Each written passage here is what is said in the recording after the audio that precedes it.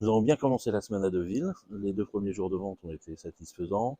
Un taux de vendus très bon le premier jour, une moyenne sur les 2 jours qui augmente de 16%, donc c'est plaisant de voir qu'il y avait beaucoup de gens qui sont venus de l'étranger pour les chevaux issus de la production française.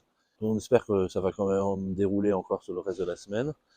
Euh, Dans 15 jours, nous avons la vente de novembre, qui est une vente mixte.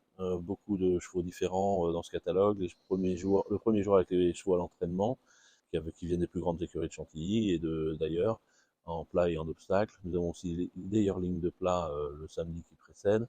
Et puis, après les chevaux à l'entraînement, on se retrouve avec les yearlings d'obstacles, beaucoup de frères et sœurs de gagnants de groupe à Auteuil et à l'étranger. Ça devrait attirer beaucoup d'anglo-saxons.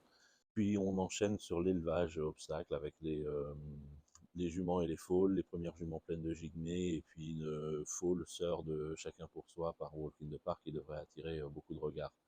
Puis 15 jours plus tard, on a encore la vente d'élevage avec 4 jours de vente de foal et de juments, de plats, et un beau week-end qui s'annonce les samedis et dimanches avec un catalogue qui est très fort.